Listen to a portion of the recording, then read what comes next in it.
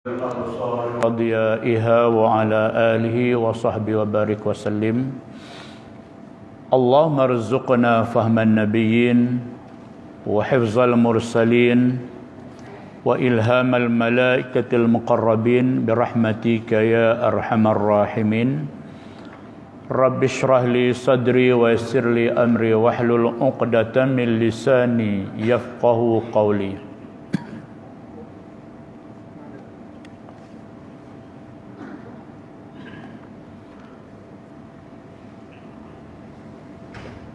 Surat 37 atas kada.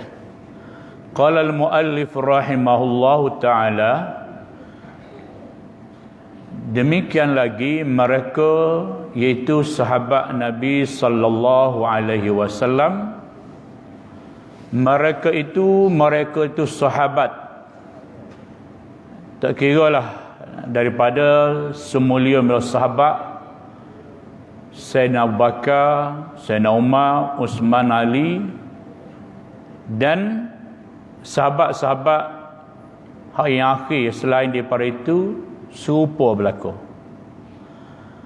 Mereka itu, yakni para sahabat seperti nujum, dan seperti bintang di langit. Sebab tu kita berselawat Allahumma salli ala Sayyidina Muhammad wa ala alihi wa sahbihi wasallam. Maknanya kita minta Allah Ta'ala beri rahmat ke atas Nabi sallallahu alaihi wasallam, ke atas keluarga Nabi sallallahu alaihi wasallam, ke atas para sahabat Nabi sallallahu alaihi wasallam. Orang lain tak disebut pun. Dia berarti selawat tu setakat sahabat wa sahbihi wasallam. Tak ada pun sebut nama-nama kita. Dan orang-orang kemudian para sahabat. Ini nak nyatakan bahawasanya Nabi, keluarga Nabi dan sahabat ini manusia yang mulia, sehingga dilengkapkan di dalam selawat Nabi sallallahu alaihi wasallam. Itu hebatnya para sahabat. Jadi mereka itu para sahabat seperti nujum, bintang bagi mukmin, bagi orang beriman. Dapat mengikut pada agamanya, pada agama kita dapat kena ikut dia. Dan dunia pun kena ikut caranya macam mana. Kita jangan fikir dunia ni kita bebas, tak perlu ikut Nabi ke, para sahabat ke, kita benda ke sih, tak boleh. Pasal cuba kita kaji selidik, ada ke tak benda yang kita buat ni sama ada perbuatan kita, tutur kata kita bebas daripada hukum syarak? Bebas ke tak? Jangan kita kata buah kosong, bebas tak. Terikat, kita masih terikat dengan hukum. Kalau kita kecek dengan undang-undang, terikat dengan hukum kita. Mana-mana kita pergi pun terikat dengan hukum. Kecuali yang bebas daripada hukum, dua saja, iaitu orang gila dan orang telah mati. Ni bebas daripada hukum. Tak kena hukum lah. Pasal dia tu dihukum dah. Akan menerima hukumnya sebentar lagi. Kalau dia baru mati, tak bebas kita. Kita dalam Quran, wa ma yalfizu min qaulin illa ladaihi raqibun atid.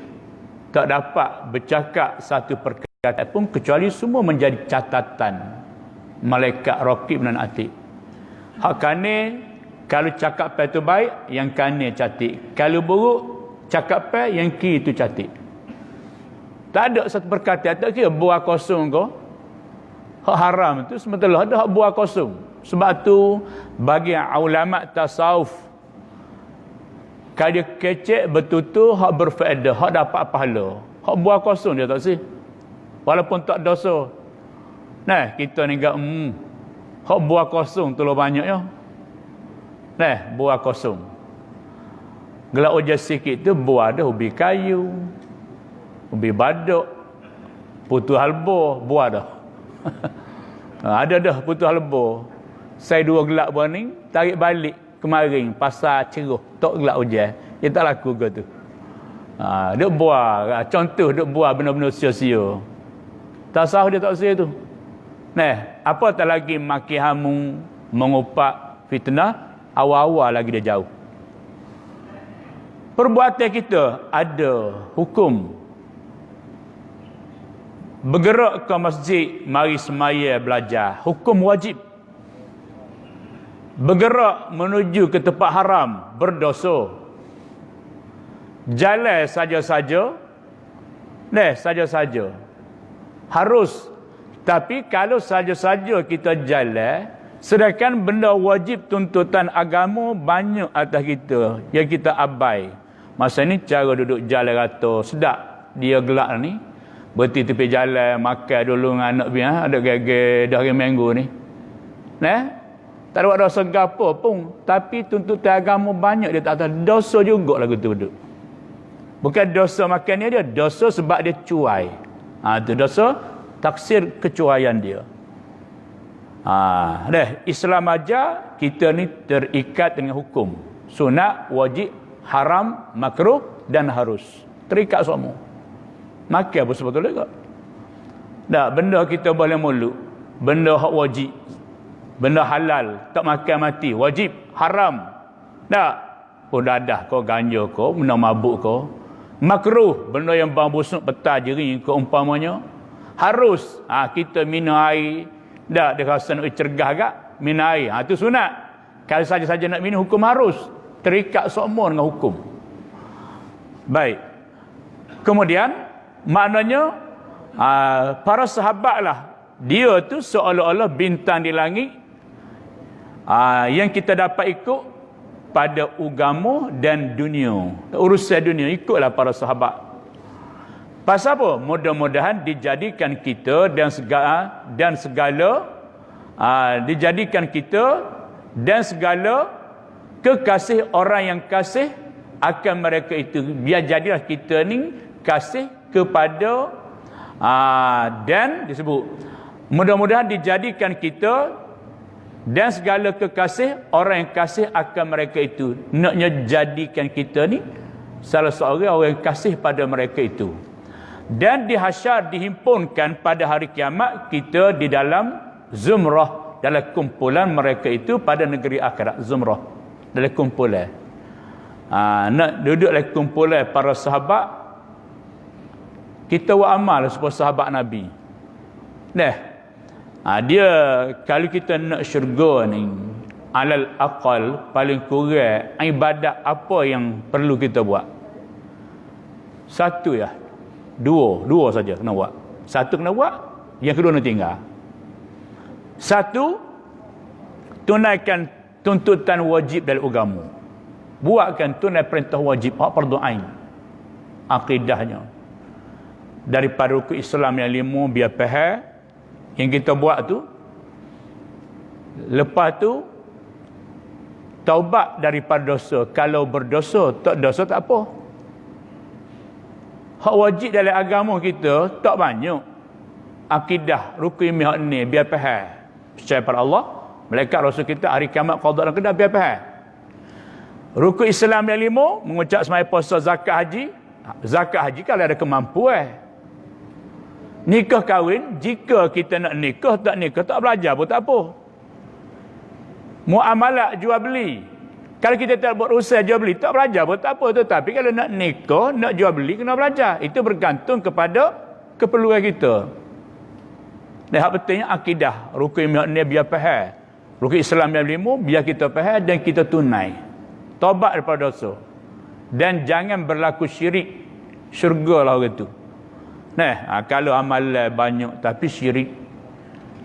Engkar, perli, kritik, pelekeh, persenda, mana-mana hukum Allah, maka dia tidak dapat syurga selama-lama. Baik. Kemudian kata pengarang rahimahullah ta'ala, dan maka hasil tatkala itu, tatkala dihasyar, dihimpun pada hari akhirat serta dengan zumrah kumpulan para sahabat, hasillah tatkala itu berkatnya berkat para sahabat dan rahmatnya rahmat para sahabat bagi kita.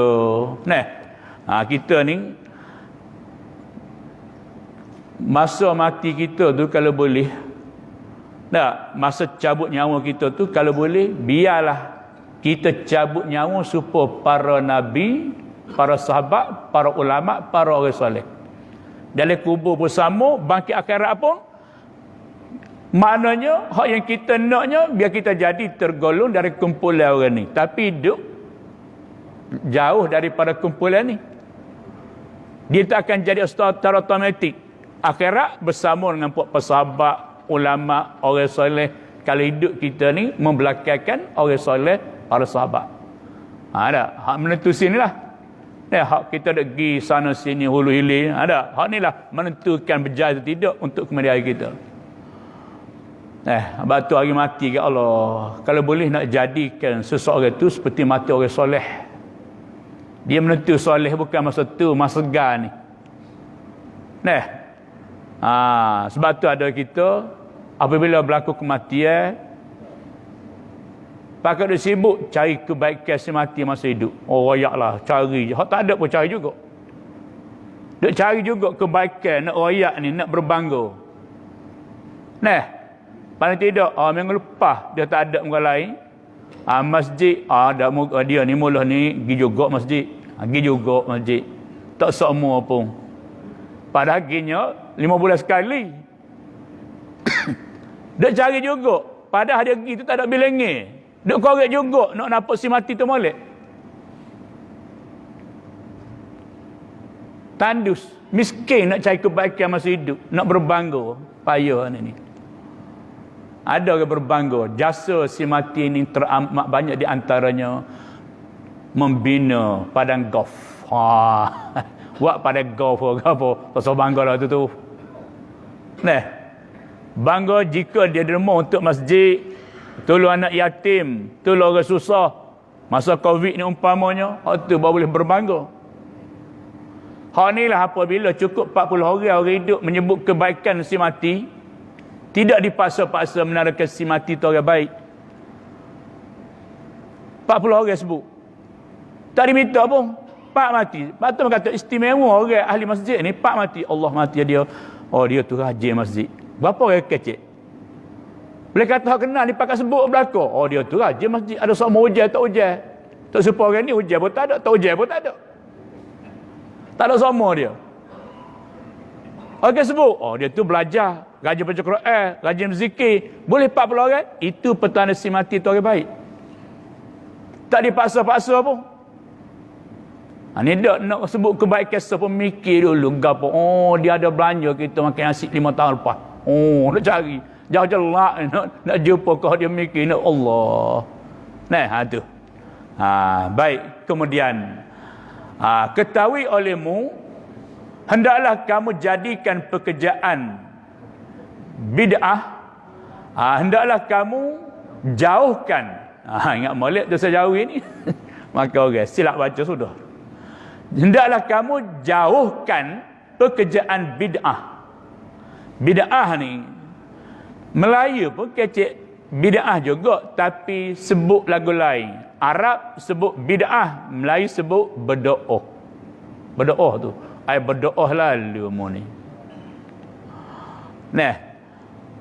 Amo kata adik bapa kita sini kota kenal buah sukun tu tak? Buah sukun. Buat pengak ya. Buat pengaknya, siranya, buah sukun tu lah. Kata kenal cari esok makan bila roti pada. Rupa-rupanya perkataan buah sukun tu bahasa Arab sukun tu. Jumpa sukun. Sukun tu buah dia bulat. Tanda mati le Quran ke bulat. Bulat tu sukun dia panggil buah sukun. Bisa kata jumpa dia mau cari tak? Perkataan buah sukun, buah bulat. Bulat tu tanda mati.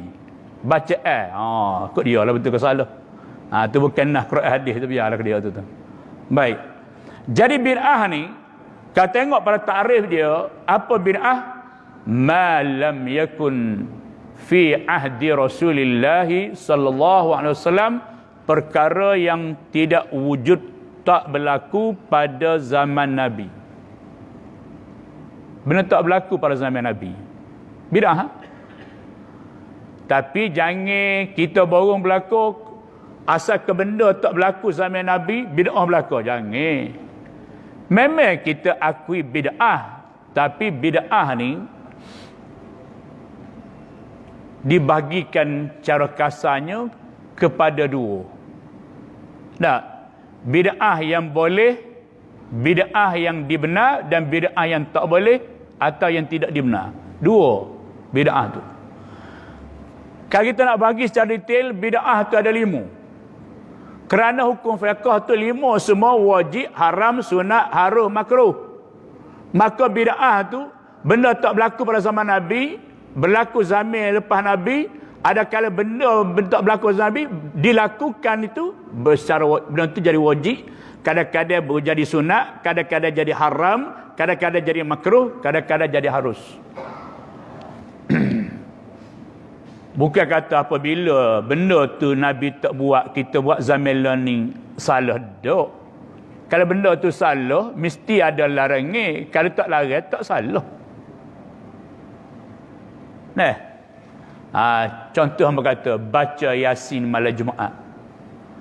Nah, tak masalah. Nabi buat ke tak buat, tapi Nabi suruh kita baca Quran semua. Malam mana-mana pun tak apa.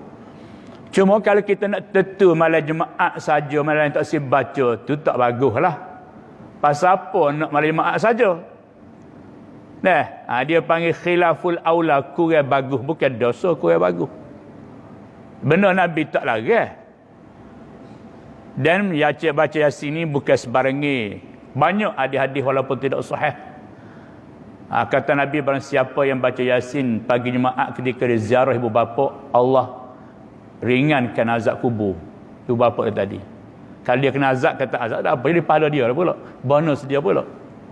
Nah, banyaklah baca Yasin waktu malam. Amal tak sebutlah, amal ingat-ingat tak sebut hadis tu, biar tu. Jadi benda tu dia tak say kita tentu masa. Nak buat-buatlah. Nah, nak buat amalan gapo pun tak apa. Tapi kan nak buat pun tak salah. Buatlah, pahala boleh ke tak? Walaupun benda tu, benda Nabi tak buat, kalau kita buat, kalau benda tu baik, tetap boleh pahala betul loh. Tak ada dosa. Cuma kurang bagus. Kalau bagus, jangan kita menentukan malam mana untuk baca Yasin atau untuk qiyamul lail. Tentu, tak usah tentu, nak kita buatlah. Kita ni moga malam Jumaat ni kita free. Nah, kita rehat, tak kerja, nak rasa gagah sikit. Nak buat-buatlah, tak dosa, cuma kurang bagus. Nak sampai ke jejah pahala tak, dia panggil khilaful aula, kurang bagus tu ya. Baik. Jadi makna bid'ah ni benda tak berlaku, benda tu diadakan selepas daripada wafat Nabi. Ni jangan kita keliru. Ada dalam hadis Nabi SAW, kullu bid'atin dalalah. Setiap bid'ah, setiap benda yang diada-adakan oleh orang kemudian, sedangkan benda ni tak berlaku pada zaman Nabi, tak sesat. Benda diadakan sesat. Maka ulama rahimahullah ta'ala dalam tafsir dia hurai dalam dalam hadis, ulama hadis dia hurai tiap-tiap benda. Kulu ini bahasa Arab, bahasa Melayu tiap-tiap benda yang diadakan itu sesat. Kata ulama, bukan hadis makna tiap-tiap. Kalau tiap-tiap itu berarti semua benda tak diadakan pada zaman Nabi kita buat sesat. Tak. Ulama dia kata kulu sekalian tu dengan makna kebanyakan. Nah, kebanyakan orang kota ni rajin. Semua kau? Kalau semua tak muat masjid ni. Nah, kebanyakan orang kota ni malah dengan masjid. Tak ada serabut lah. Tak serabut. Ni ada. Kebanyakan dengan makna bukan semua. Kebanyakan, sebahagian tu makna kebanyakan. Tak ada balah lah. Ni kadang-kadang kita ni, apa yang nak sebut, kadang-kadang kita ni duk balah sama kita. Duk balah benda kecil-kecil. Tak usah duk balah lah kita. Benda lain banyak lagi. Siapa kau jadi krisih pulak, kau tu, kau ni, kau tu, kau ni. Balah mu aku, tak pasal kita. Maknanya, ada juga benda yang Nabi tak buat, tapi orang kemudian ni nampak benda tu bagus buat. Bagus buat. Maka kalau bagus buat, maka benda tu tak salah. Hati sebentar, mana kecek juga. Kalau mau tak bawa telefon, ada nak kecek sebentar. Betul. Hello. Assalamualaikum. Hello. Hello. Terpaksa nak kecek sebentar. Kalau mau tak bawa telefon. Masa dari pukul 8 nak kecek sebentar. Kalau mau tak lah kereta semua telefon. Nak kecek sebentar. Seminit tak apa. Terpaksa.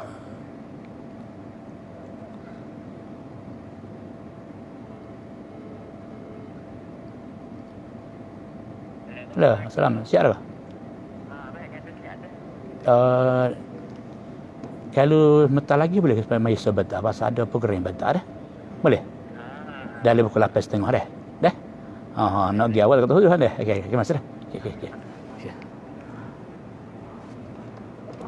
Okey, habis kerja. Terpaksa kena bawa tak ada arah dah. Dia ingat kita tak ada kuliah agama, tu payah. Baik. Jadi maknanya bid'ah tu benda hak Nabi tak buat, yakni kebanyakan salah, sesat. Tak semua. Janganlah kata apabila kita Maulid Rasul tu salah, sesat. Tak. Pehga apa Maulid Rasul tu? Kita sambut hari kelahiran Nabi, tujuannya nak mengagungkan Nabi sallallahu alaihi wasallam. Man ahabbani kana ma'i fil jannah. Barang siapa yang kasih padaku, dia akan bersama dengan aku di dalam syurga. Bahasa tu orang tanya buat apa tu kenduri, buat makhluk. Tak. Betul lah ada rumah kambing mana pera sembelih. Bukan gitu. Biar ada niat di hati aku buat kenduri ni kerana nak mengagungkan Nabi sallallahu alaihi wasallam. Biar timbul situ.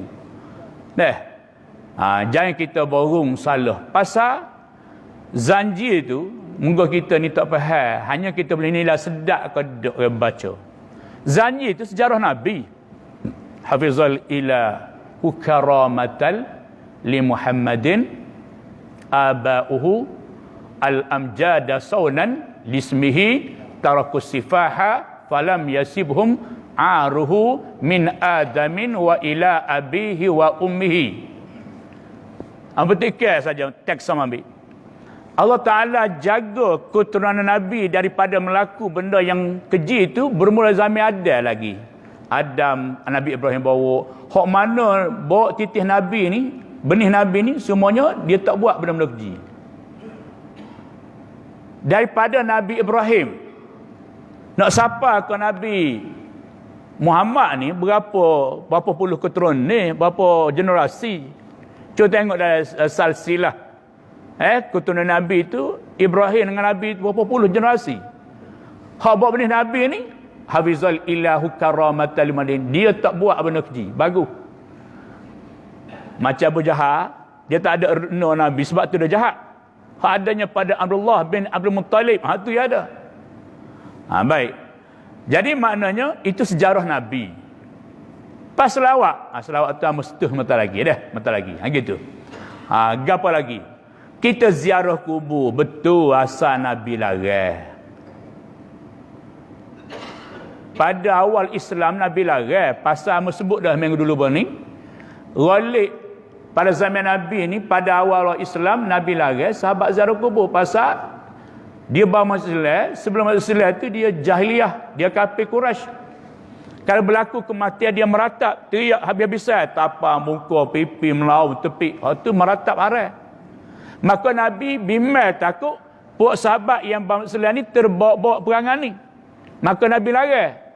Apabila sahabat ni dah faham Islam, Nabi sebut kuntu nahaitukum an ziyaratil quburi fazuruha, ziarahlah kubur. Fa innaha tuzakkirul maut, ziarah kubur tu boleh memotivasikan kepada diri kamu untuk takut pada mati. Nah, banyak dah cikgu-cikgu sekolah hak motivasi awak pergi pelajar-pelajar ke kubur. Nah, ikat kaki tangan takut lari. Nak sedar siapa dia di kita tu. Itulah. Kita bukan lagi nak puja kubur, salah kalau pergi kubur duk puja kubur si mati, bila kejayaan pada kami tu salah, tu syirik. Dia sembelih lembu kurban ke kubur tu syirik, tak boleh. Kita bukan lagi pemujaan, tak ada. Ziarah untuk kebaikan kita. Ada situ tu. Nah, kalau tak jelas boleh tanya dah. Itu. Banyak benda. Dah. Jadi sebab tu jangan mudahlah timbul kautukan ni. Seperti kaum yang tersebut daripada puak-puak Syiahnya, Qadariyahnya, daripada Jabariyahnya. Dulu kita baca dulu. Allah ni macam-macam. Tuhan Qahar lah, Tuhan Harun lah, gapo benda ajaran. Pada hak ni baru tambah hak lain lah. Nah, pada ngayah ping lah. Baru tambah pahratunya. Nah, ayah ping tu kalau tak ia makan pada pengikut benda pelik, tak jadi lagi tu. Kena sahih kok mana? Wallahu alam. Penuh ranah manusia. Dia boleh bodoh belaka, tak ca boleh bodoh, sami pun boleh bodoh. Dah habis. Cuma tu alim tak boleh bodoh ke dia. Dah hak Islam, hak lain habis nak tipu. Minum air kaki dia pula tu, pergi batu kaf. Ada. Dan dia sebut maknanya seperti kaum yang tersebut yang sesat itu, maka makna bid'ah itu tiap-tiap suatu yang tiada ada pada zaman Nabi sallallahu. Tapi ingat, tidak kata benda tak berlaku pada zaman Nabi benda tu salah. Kalau benda tu salah, tak, mesti ada larangan awal-awal lagi. Kalau benda tu haram. Dan maknanya disebut di sini suatu yang tidak ada pada zaman Nabi. Dan bang tu azan. Bang tiada dikerjakan, ini azan tiada dikerjakan pada zaman Nabi sallallahu alaihi wasallam. Dah. Di sini ada tu. Maknanya pada zaman Nabi dan yang tiada dikerja, gitu. Iaitu tiap-tiap suatu yang tiada ada pada zaman Nabi dan yang tiada dikerjakan pada zaman Nabi sallallahu alaihi wasallam. Pasal sebut ban gini. Ban ni kita pergi Mekah Madinah, dia ada 2 kali ban juga. Tapi dia ada perbezaan ban sana. Kita ban pertama rumah ni masuk tu tebal. Tak ban lah kita. Lebih kurang 10 minit, Tok Khatib naik atas member, ucap salam, maka Bilal azan yang kedua. Azan pada zaman Nabi sekali saja. 2 tu bid'ah. Nabi tak buat, tapi berlaku pada zaman Sayyidina Umar Al-Khattab. Sayyidina Umar sendiri buat. Kalau salah Sayyidina Umar buat gapo bukan tak tahu. Kalau benda tu salah Nabi tak buat neraka. Padahal dia tu Nabi garantikan dengan syurga. Garanti syurga dah. Padahal Nabi ni mati dulu. Bapa duk garanti Abu Bakar Umar. Takut Abu Bakar Umar tu buat kejahatan. Tak, dia tahu. Maknanya dia kecek tu mari daripada Allah dah. Pasal Nabi Muhammad dia takkan bercakap kecuali semua pada wahyu. Tak boleh barangkali dah Nabi kecek tu benar yakin berlaku. Jangan aku Nabi kecek tu nanti dulu. Kena kaji selidik. Tu kita. Pasal kita ni bohong banyak, buah banyak, nawak buah banyak. Nabi tak ada barangkali dah. Berkata Sayyidina Umar, azan yang kedua, dan inilah yang berlaku pada negara Arab, Afrika, mana beza 2 kali. Tapi ada orang protes. Berlaku ni di negara Malaysia, protes. Apa baru kali bid'ah? Dosa neraka. Pada habis. Beza di Mekah Madinah, azan pertama tu tak masuk zuhur lagi. Sengaja belum zuhur. Buat kita duduk gapo, bangun maya sunat gapo. Orang pertama bangun semaya sunat qabliyah Jumaat. Tak kena. Mai sunat biasa tak apa. Pasal zuhur tak masuk lagi. Kita ni masuk zuhur 12 dia tak. Azan pertama berlaku pada Sayyidina Umar tu ialah untuk nak memberitahu, memanggil, menjemput sahabat tu bahawasanya kita ni akan tunaikan jemaah sebentar lagi. Memaklumkan jemaah sebentar lagi. Nah, tu. Benda tu ada pada zaman sahabat, Nabi tak buat. Sebab tu kalau asalkan benda tu salah berlaku, sahabat banyak buat benda salah. Nah, tu. Tidak. Benda tu walaupun Nabi tak buat, tapi benda tu tak bercanggah. Tak dalil pun menegah melarang. Dan benda tu pada zahir pun molek.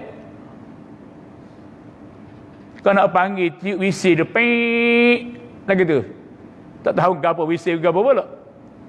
Pak suara ambulans, siapa dia sakit pula. Azan lah sebab baik suara azan. Ada gitu. Baik.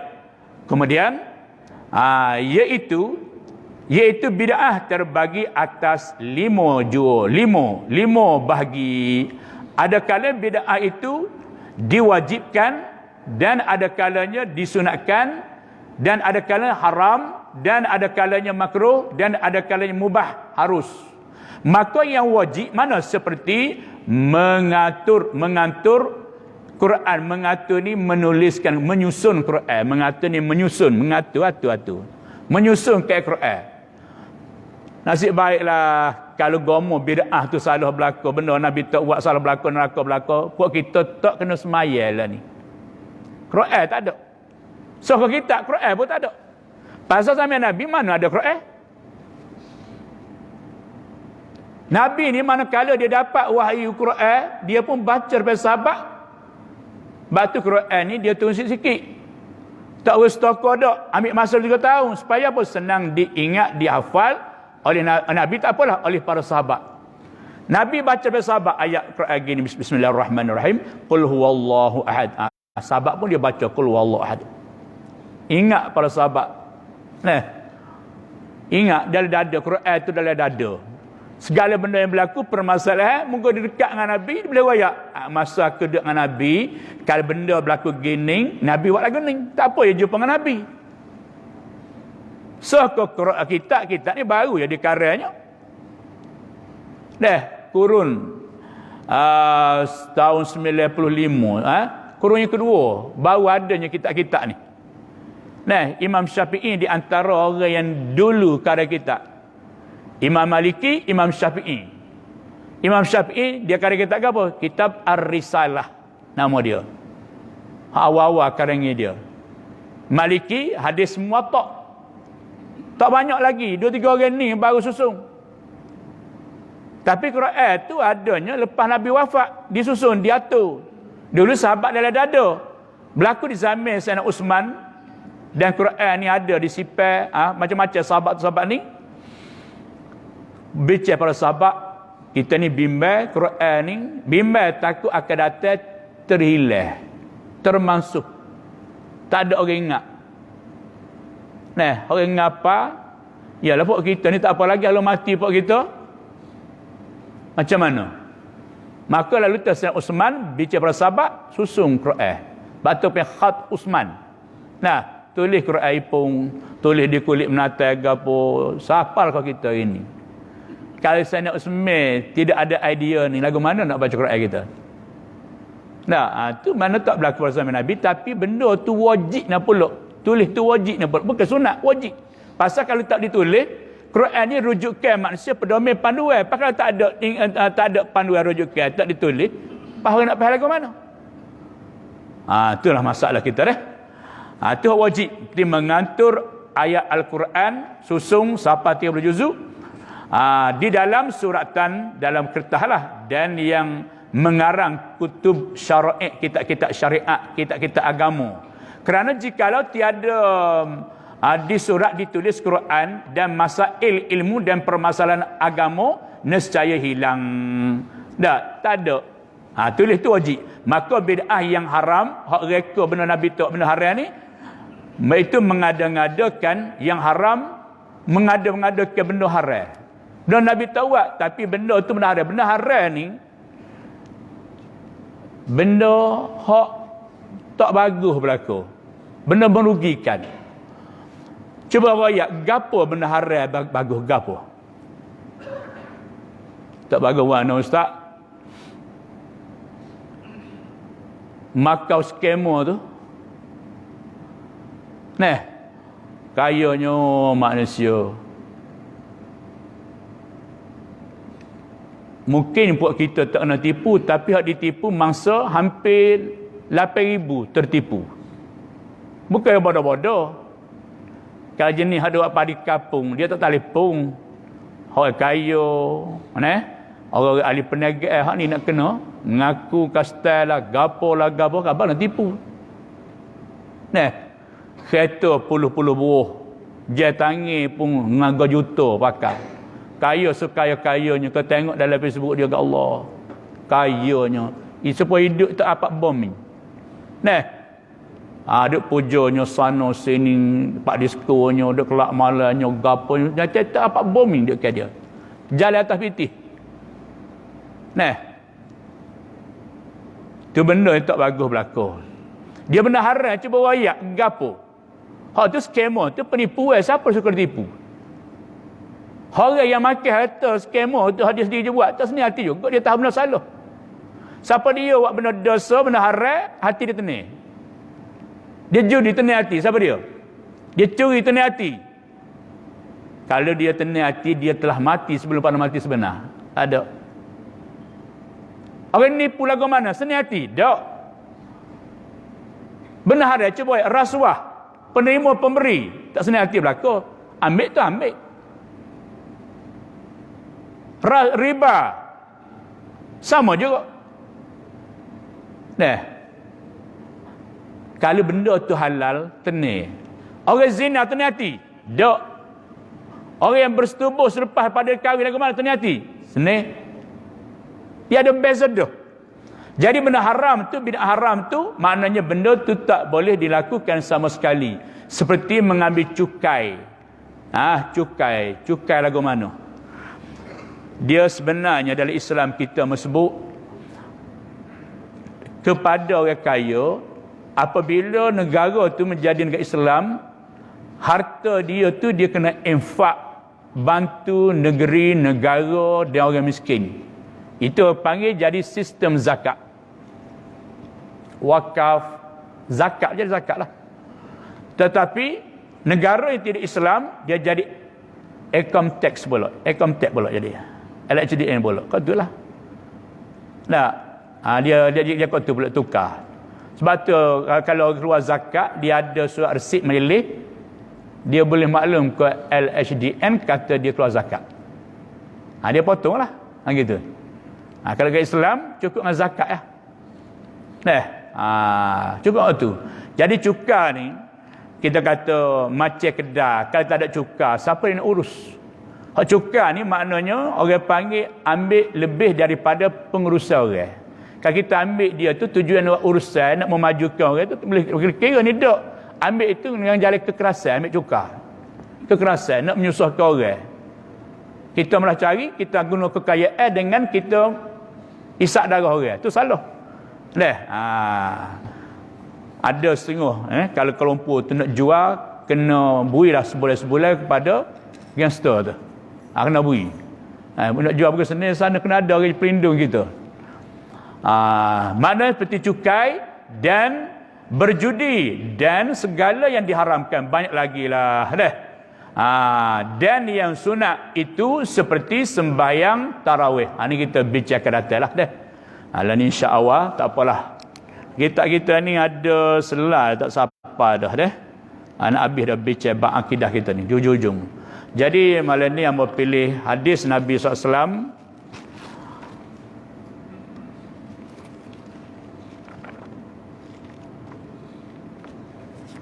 Hadis ni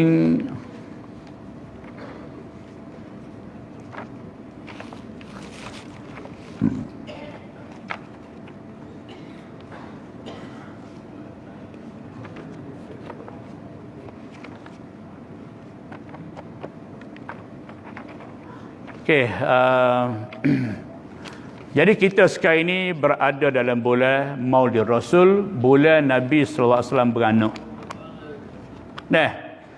Kita sambut bulan Rasul bukan puja umur Nabi dak. Maknanya kita sambut ni dengan cara kita memperingati sejarah Nabi sallallahu alaihi wasallam. Dan pada bulan ni juga apa yang benda kita perlu buat dalam bulan Rabiul Awal ni. Kita lah ni bulan awal, Rabiul Akhir, Jamadil Awal, Jamadil Akhir, Rejab, Syaban, pandai bila. Ni bulan lagi dah puasa kita. Covid ni nampak tak siap mengundur lagi. Serik dah sambut bulan Ramadan seperti baru ni. Sunyi sepinya masjid. Tak ada semangat. Tak semangat. Malaysia ni tak ada erti. Tapi sedar tak sedar, masa tu berbulan-bulan. Sampai kali ni. Lamanya masa. Hari ni berapa hari ni? Sibul lebih, Masya Allah. Ni tinggi, ni angka paling tinggi hari ni, sibul lebih, Masya Allah. Ni tak dijangka lah. Kerana tengok pada kluster baru sok mula timbul dak kau ni jangkit na'udzubillah min zalik. Ginilah hamba tak jumpa kita muka surat berapa tak apa hamba tazkirah luar sendiri. Ni juga hadiah hamba tanda gaduh cabut tanda tak apa gini. Jadi di antara amalan yang kita dituntut kita buat pada bulan ni ialah kita gandakan selawat ke atas Nabi sallallahu alaihi wasallam. Berapa kali kita berselawat atas Nabi?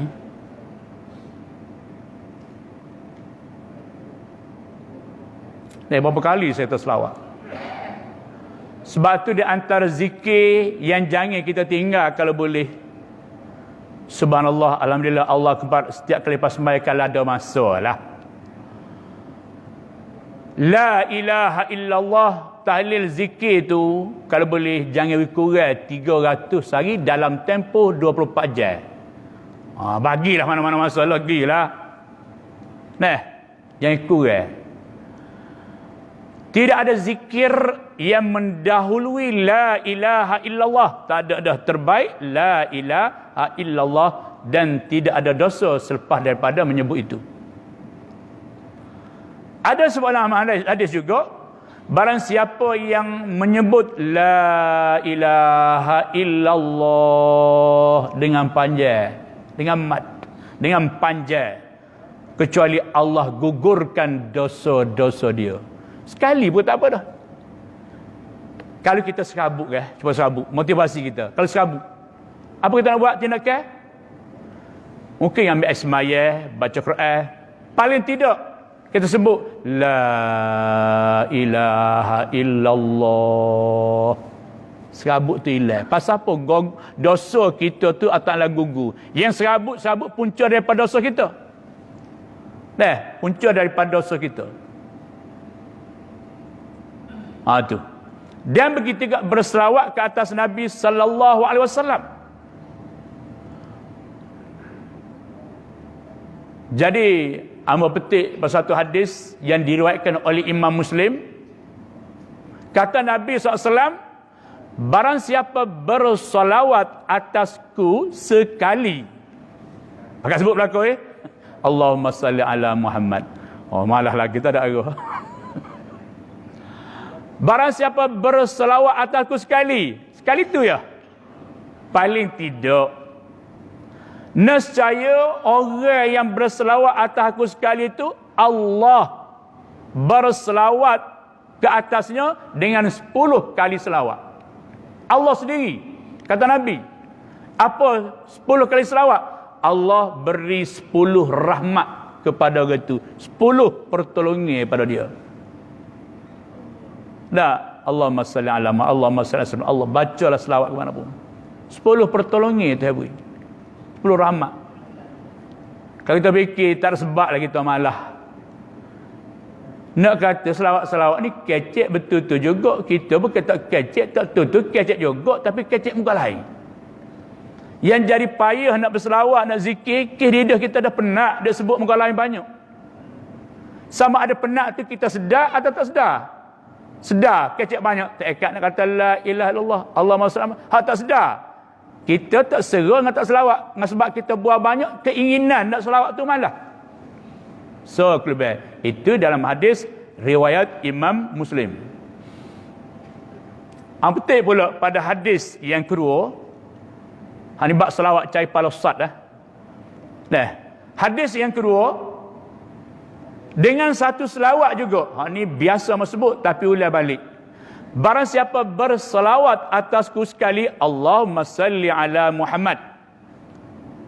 Nah, batu apabila kita dengar orang selawat, pewajibkan kita selawat. Jangan duduk dia. Lagu mana reaksi anak kita kena selawat?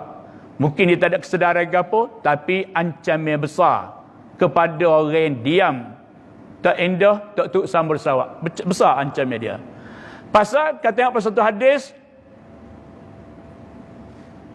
sebakhil-bakhil manusia ialah manusia yang disebutkan nama aku di sisi dia, yakni ada orang lain berselawat, dia dengar, tapi falam yusalli alayya, dia tidak turut bersama-sama mengucapkan selawat. Itu sebakhil-bakhil manusia. Mungkin terjadi pada keluarga kita. Yang kedua, hadis yang sampai sama, raghima anfu rajulin, kata Nabi dia kata pula. So, manusia yang apabila dia dengar orang berselawat atas aku tetapi dia tak turut sama berselawat atas aku, binasa, kata Nabi. Berat lagi. Kalau dah orang sebut dah, tak saya turut dah, tak saya turut lagi, awak lorong jalan tak turut lagi. Panak tembus masuk hutan. Tak. Jalan lopok-lopok sikit pun tak apa. So ada jalan berdua orang lalu. Ni tak ada orang lalu. Nak masuk rebur. Kau tak buat lagi lah kitanya. Hadis dalam Nabi sebut pula. Banyak hadis betul sebut. Hadis Nabi sebut. Ini hadis riwayat Abu Daud. Kata Nabi SAW, tidaklah seseorang yang mengucapkan salam ke atasku. Mana salam?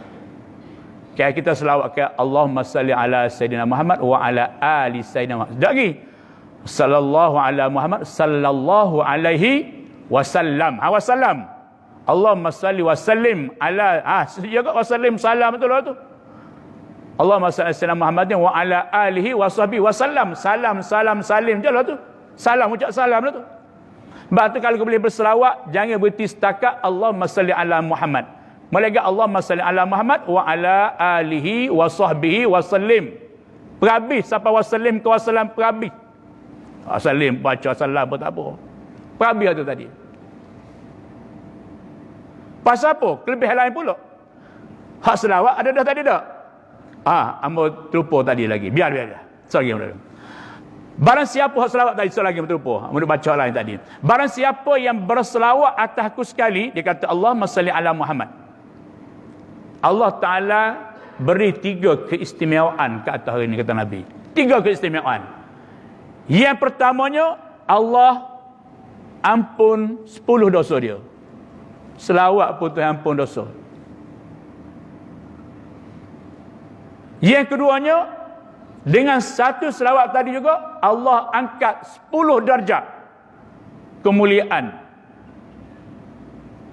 Dengan satu selawat tadi juga, Allah hilangkan 10 bala yang menghala ke arah dia. Modalnya 1 tapi untung 29. Gapo? Cuba kaji gapo perniagaan paling untung? Modal bermodalkan seria, untung 29 ya. Gapo? Dadah kata. Ganja. Kita tak kerti bagi tu. Dadah ganja tu. Dah ketung kau, wallahu alam lah. Sehabis-habis orang nego ni kalau barang luar negara, overseas balik, paling tidak kita beli 10 ya, jual 30. Tak boleh jual 20 ya, tak boleh 30 ya beruntung. Kos tadi, tu baru 2/3 baru. Seria, untung 2 ya, jadi 3 ya jual. Hak ni modal seria. Untungnya 29 ya. Kalau modal 10 ya, untungnya 300. Kalau 100 untungnya 3,000. Kalau 1,000 Utuhnya tak habis nak bila dah. Pada malah tak ada lah nego paling besar selawat paling besar sekali. Tapi saya bukan PT. Ingat kalau PT Ustaz, kalau PT esok tak jawatan dah kita. Allahumma salli ala Muhammad 10 ya. Boleh 30 ya. Allahumma salli boleh 20 ya. 10 kali boleh dah. 300 ya. Kata berkali sebeh Allah masya-Allah. Boy mulut-mulut tak gimana dah. Saya tambah PT lagu ni mari. Tapi muka saya, benda-benda lagu ni manfaat kepada kita apabila terbit nyawa. Terbit nyawa tak manfaat lagi. Mati, baru ada manfaat.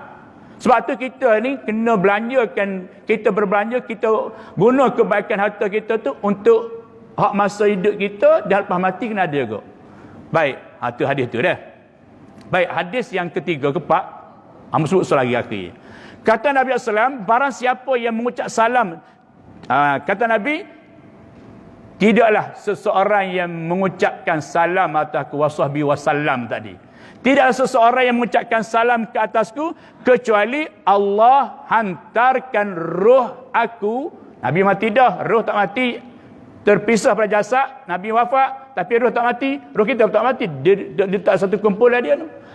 Maknanya, tidaklah seseorang yang mengucap salam atasku kecuali Allah Ta'ala hantarkan roh aku untuk menjawabkan salam yang orang itu ucap salam atasku.